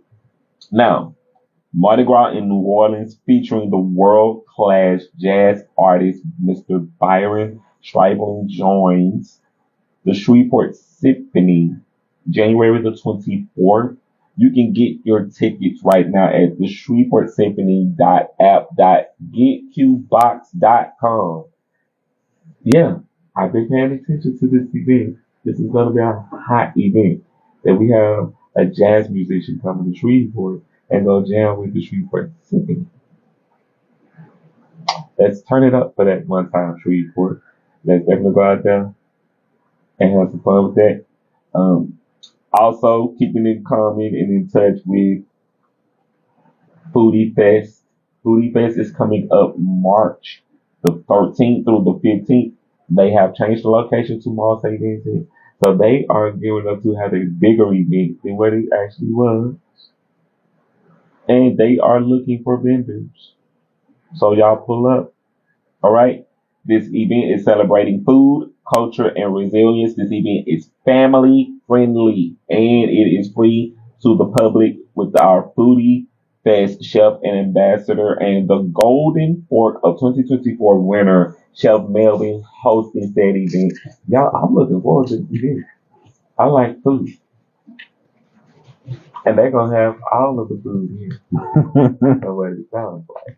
Foodie Fest. See, like, everybody should be covered. Like, what? Caribbean, Asian, Americans, African. What, they're going to have all those different cuisines? Everybody should have everything. Like, if it's a foodie fest, you would think that they would cover the cuisine. You would think. I'm just saying. I'm looking forward. No, don't listen to me, man. No, I'm just saying. You just put your 2 cents in, but if anything, they're going to hold me responsible because I'm lying. Because I'm going to come back and tell y'all they ain't have it, they ain't have. It'll be a great turnout, I'm sure. That part. But I'm going to keep it real around here. They know I'm going to keep it on. All right. Now, you Maxwell fan? Oh, yeah, man. Come on. Maxwell's Urban Haze Sweet Cruise 2026 is setting sail February the 7th through the 12th with the Isley Brothers, Kim, Lucky Day, and more. That's going to be a badass cruise there, man. I've been seeing how their promotions have picked up a little bit around here. Their promotions have picked up a lot. That's a good cruise, man. That's a good one. Mm-hmm. The Love Day holiday. You can catch a cruise like that. Yeah. Isley Brothers, Maxwell, Kim. Yeah. Oh, man. Come on. And that's just those people. Yeah. Imagine the other people that ain't even talking. Right. Who opening it up and everything. Yeah. Like y'all gotta go and check that out on your own. All those to hold the show down. But yeah. It's gonna be a hot show, y'all. So y'all want to miss it, get your tickets.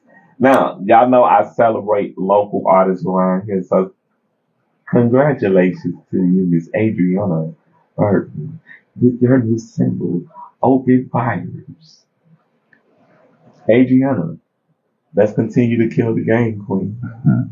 Because you're doing it in 26. It's your time to shine in 26. Very proud of you, Queen. Continue to do what you're doing. Let's continue to pop these hits out here and continue to pop their shit. Right. Love you, Queen.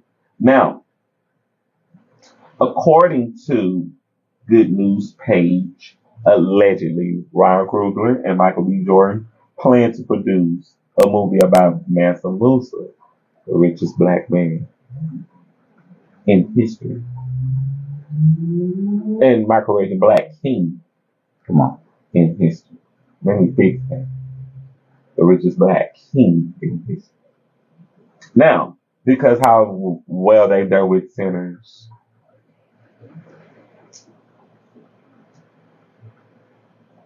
they can go produce a stage play. Look, that's gonna be look, hey, that's in the right hands too.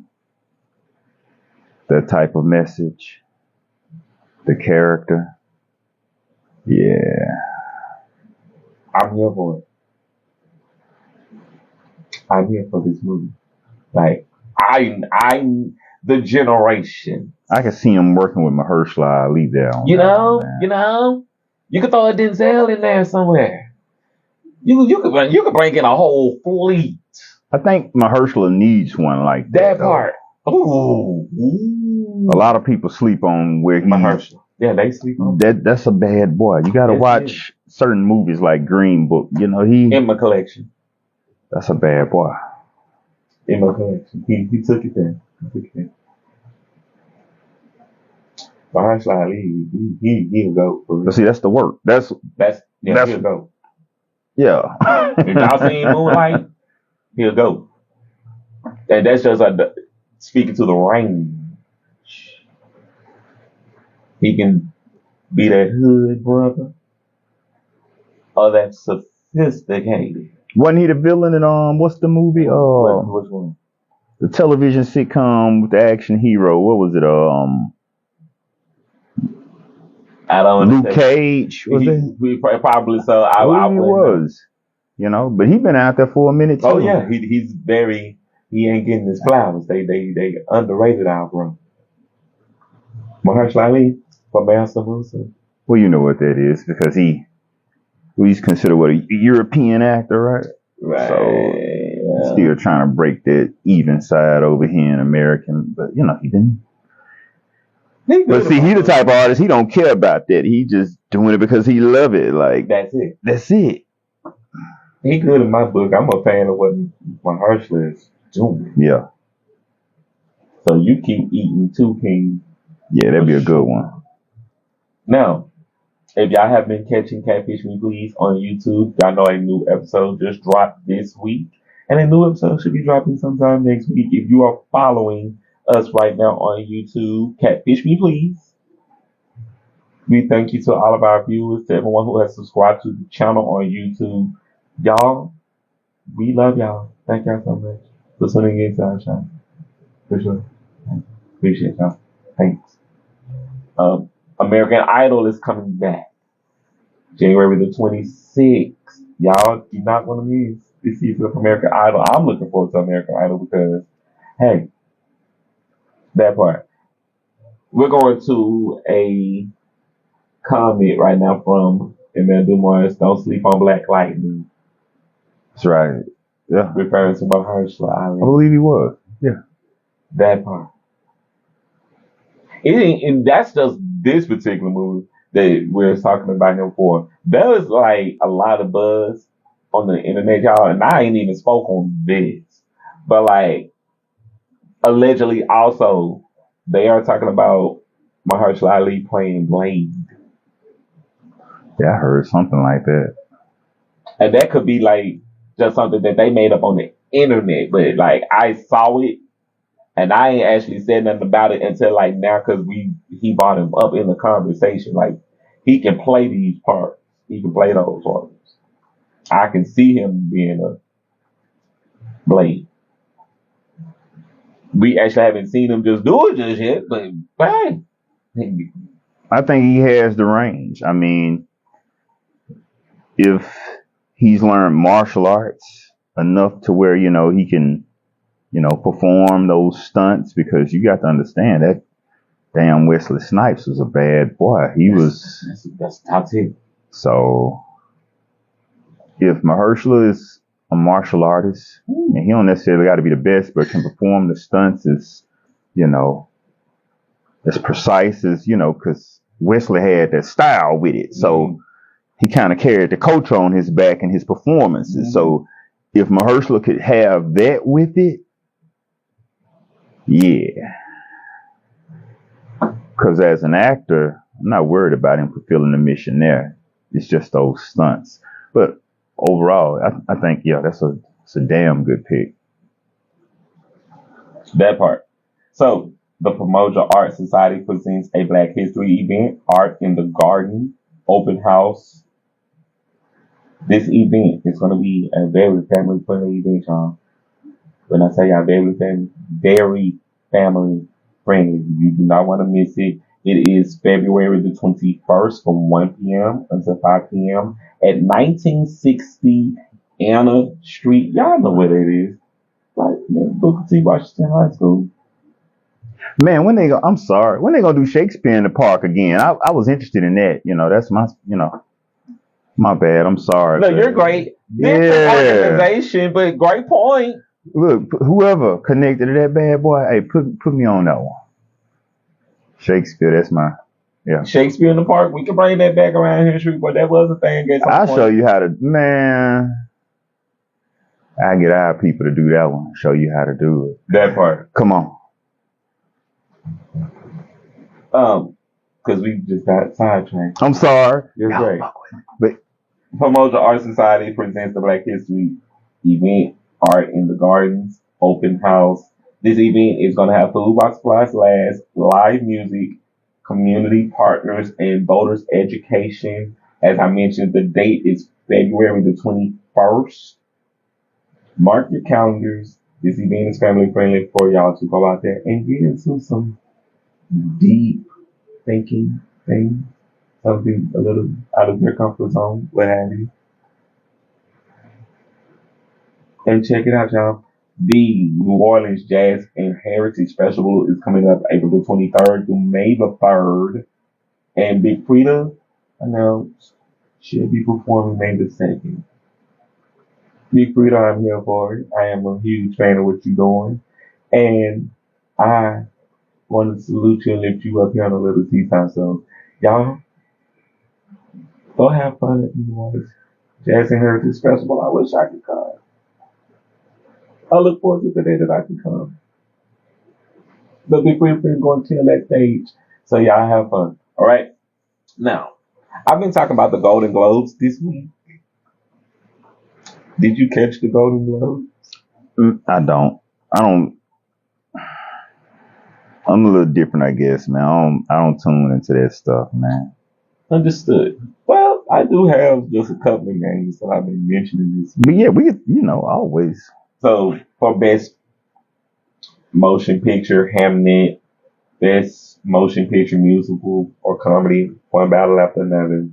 Congratulations to y'all. As I just through this list because y'all really did the thing that we just Man. Best Animated Motion Picture, K-pop Demon Hunters. That song is like all over the place. Really all over the place. So congratulations to y'all for Best Original Song Golden. Sinners winning Best Cinematic and Box Office Achievement. Because he did. He did numbers. So congratulations to y'all. Again, Tiana Taylor for Best Performance by a Female Actor in a Supporting Role for One Battle After Another.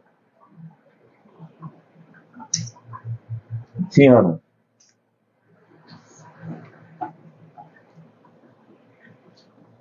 I take my hat off to you, Queen. Congratulations. If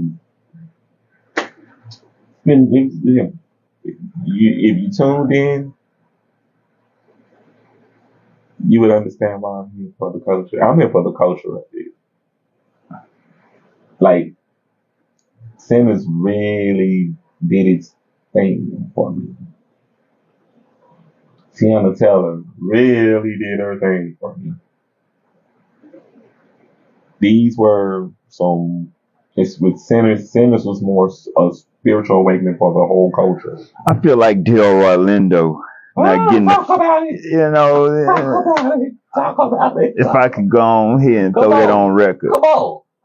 you know, Delroy Lindo, you got to understand, for Sinners, Come on. The Harder They Fall. Come on. It was him who. He is in The Harder They Fall, right? But come on, man. You know, those movies, who he is, that character, come on. Those complex characters that if you don't have them in that movie, you really don't get the movie. You got to listen to him. You know, the way how he approached that character, you know, his dialect, speaking, the antics with the hands, the drunk, you know, the Meisner technique, you know, because he had this rhythm couplet where he would say the same thing twice, you know. Tap in. You know, those little nuances, you know, and it's like, man, that's acting to me, man. You know? Yeah, Michael B., he gave you, you know, really 4 characters. Not 3, 4. He gave you Smoke, Stack, who he was as, you know, the vampire and the after of that vampire, you know, the afterlife of who that vampire. So that's 4 different characters. So he did some work. But, man, I promise you, if I had gotten a chance to just sit down with them, I'm telling you, their work was propelled by what Delroy was doing over there because, man, shit, that's a character. The layers, that's the character. But anyway, I'm sorry, I drifted off again, man. Delroy needs his flowers, man. Delroy needs his flowers. We talking about the movie. You got to think about it. Who you think really kind of pioneered Malcolm X with Denzel in that role? Delroy was right there. A lot of people sleep on that.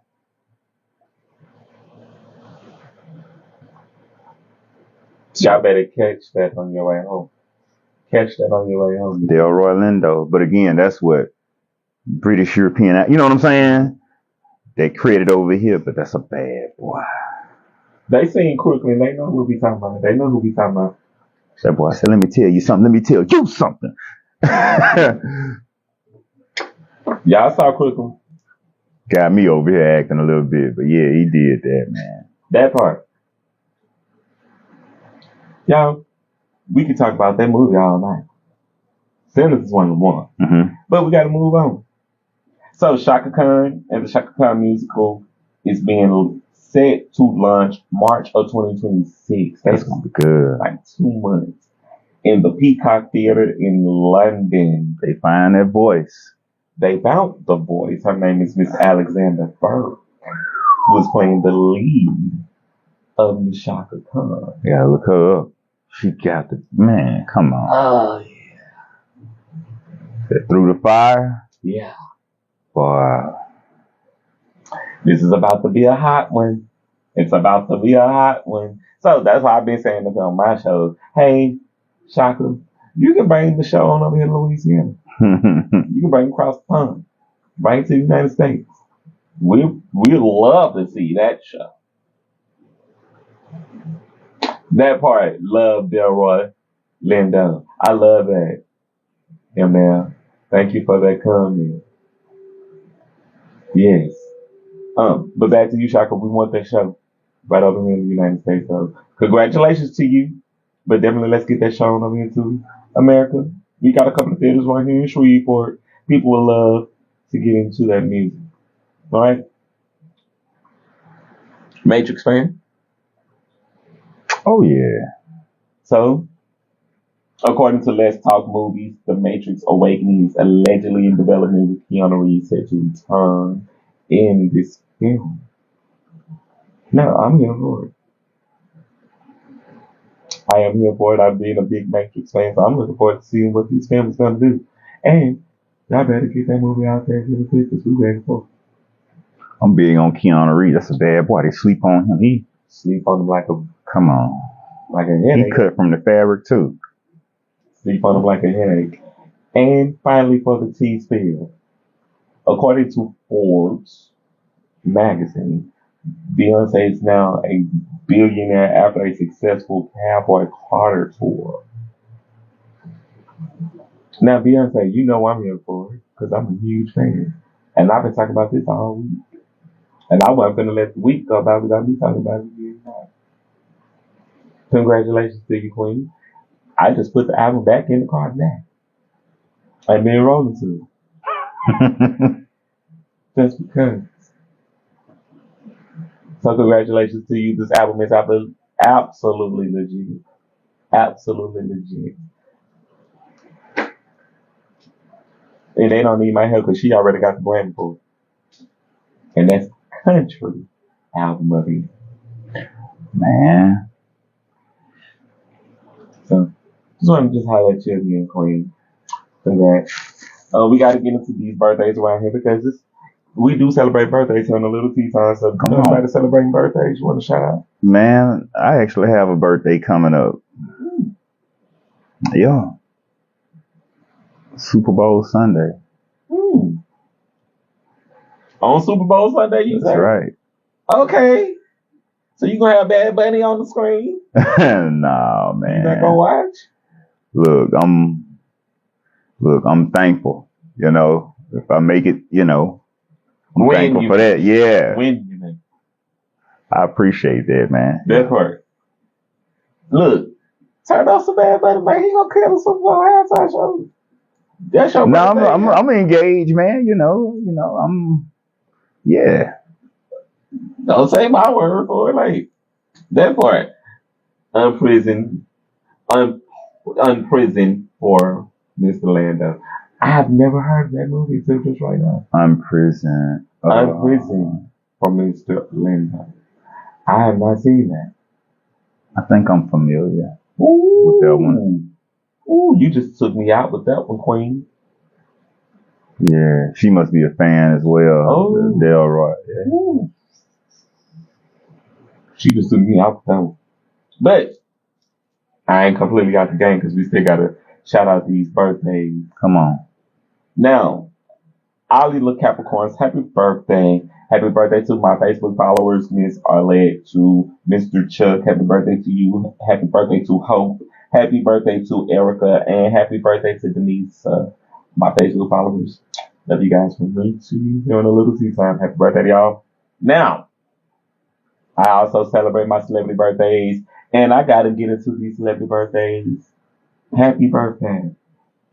And this is belated birthday, but happy birthday to the late civil rights leader, human rights activist, our king, our brother, the Dr. Reverend Martin Luther King Jr. Happy birthday to you, King. Come on. Because we weren't going to let that slide. Dang. Not only on Tea Time. Dr. Martin Luther King, I'm going to give you your flowers right now. And I'm giving your flowers to your family, King. Thank you. Thank you for going to the line. Thank you for going to the line, for you taking your family to the line to stand for us. Come on. He knew it was coming. Your sacrifice is not in vain over here on the Little Tea Time tonight. It's not in vain over here on the Little Tea Time. It weighs very heavy with me. I am so appreciative that we have that speaking, that man, that king to stand for us. That boy say, I've seen the promised land. The promised land, and even Though I may not get there with you. You. You gotta hear his voice when he's saying that. Come on, man. That's Because he subtext. knew he knew he was on his way. Yeah. For what he did for us. That's his way. He was saying, come on. Come on with it. Yeah. The doctor. Thank you, King, for what you represented for us, for the movement, for what you did in 1965. Thank you. Thank you. One of my favorite speeches was the drum major instinct. Come on. You know, I got to throw that one in there. That was one of my favorite because he broke it down and it speaks about society today. You know, the drum major instinct and, you know, yeah, I think that kind of, you know, goes with one of those questions that you asked me about what we could change in this artist community. You know, that, you know, my thing, hell, we all drum majors because we all got something, you know, to contribute. We all got something that we could bring to the table. Everybody not the same stroke. Everybody not the same color, you know. So, yeah. Had to wish you a happy birthday, King. Today's birthdays. Happy birthday to Hamilton, creator. Yeah. And actor and star. Mr. Lin-Manuel Miranda. Happy birthday to you, King. Did you say his name right? Lin-Manuel Miranda. Yeah. Happy birthday to you, King. Hamilton is definitely top tier 10 years. Mm-hmm. A lot of people don't know what started out as a classroom project, a lecture in class turned into a production. A lot of people don't know that. Hamilton is a great show. I saw the show. Students playing around in class and just singing in the dialect, you know, and it turned into a, you know, a whole production. 10 years. Still got them running, going crazy for it. That part. Happy birthday to pop singer Blackpink group member Jennie Kim. Happy birthday to model Kate Moss. Happy birthday to music royalty Sade. Happy birthday, Sade. Y'all know who she is. No ordinary love. Smooth operator. I better get into that, Sade. Go and put that on your YouTube channel and let that ride. If you know, you know. Happy birthday to actor Richard T. Jones. Happy birthday to TV host James May. Happy birthday to award-winning actor. Just absolutely legit across the board. Miss Debbie Allen. Happy birthday to you, Queen. Happy birthday. Oof. One of the best to do it. Dan Sand Theater. Come on. Got to understand, that's Felicia Rashad's sister, man. That part. Come on, man. That part. They planned this shit. And executed. Hook, line, sinker. And they moved that needle forward. They have moved them forward. Pioneering.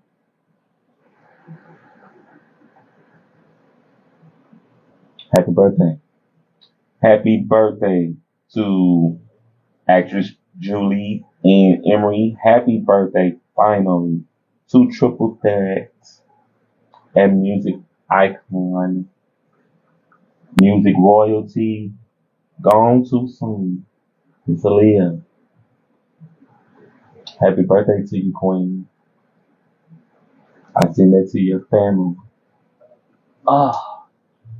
Don't you miss her? Man. Don't you just miss her? I turned the music on today and just sat with myself. She was definitely different, man. You know.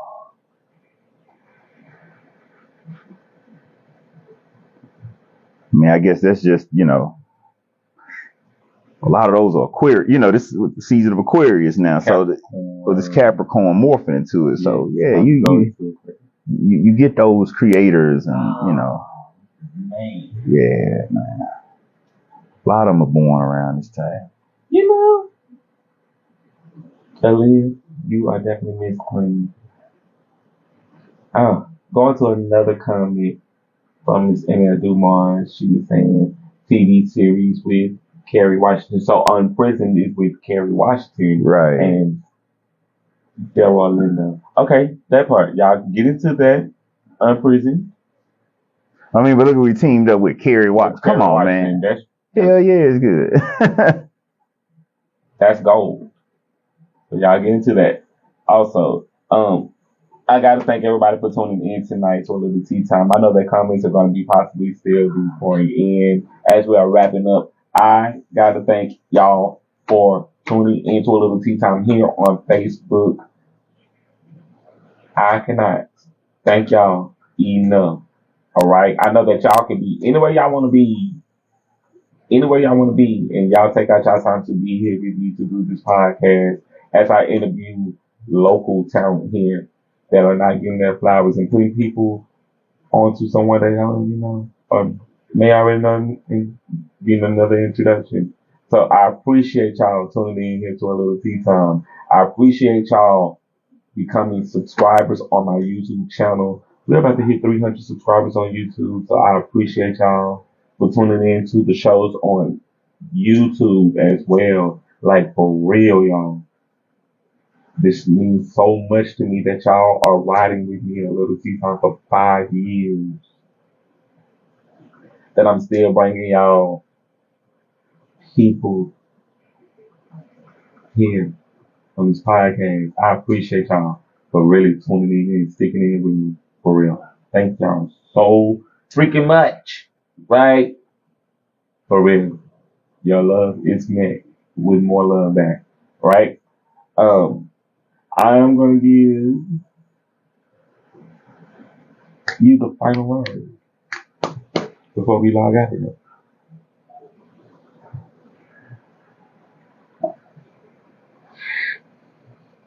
Oh, you giving me the final word as, close it? Mm-hmm. Okay. Well, I mean, again, like I say, I'm pretty new to the podcast, the whole process of it. But to close it, I guess I could say is what I say to my class and to everybody, reach somebody if you can. Always try your best to reach somebody. If you can't reach somebody, then make sure you reach yourself, because that's where it starts. And I always tell my class, don't hurt nobody. More importantly, don't hurt yourself. So at the end of the day, that's how you always want to remain, at peace with yourself and solid with who you are. When you got that together, you can go out there in the world and be as great as you need to be. Don't measure that to anybody else's success, what they say, This world is judgmental. It's going to always be. Woo. Too fat, too skinny, too dark, too bright, whatever it may be, somebody's going to have something to say.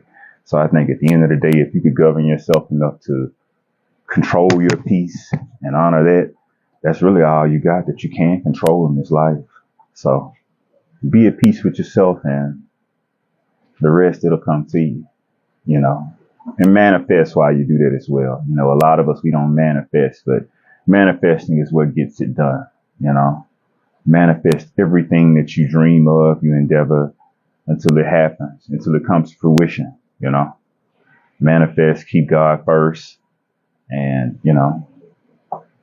excel all time. That part. With that being said, as I always say for every single show, opportunities knocking, you matter. Let's build and go high in Shreveport. And remember to be great on purpose and not by accident. The future is now. I am Jared, aka Jarvis D, your favorite published author's favorite published author. and your host of Little Tea Time. Until next time, y'all stay great, stay well. Once again, giving some love and dedication to my guest, Mr. Jonathan Jackson. Thank you for stopping in and hanging out with me, Man, bro. thank you again for having me, man. Yes, sir. Y'all, we got to get out of here because this has been an enlightening conversation, but we do need to go get us something to eat and get ready for bed. So y'all take care and y'all be well. All Right. We out of here. Welcome to a little tea time. Y'all ready? Welcome to a little tea time. Man, little team song go hard. Welcome to a little tea That part. Yeah. All right. It go hard, man. It go hard. Hey. Welcome to a little tea time. Welcome to a little tea time. Oh, it's still recording, huh? Oh, yeah. Oh man, I need You're to sit great. still. You're great, King. I need to chill. All right, we out here, y'all. Yeah.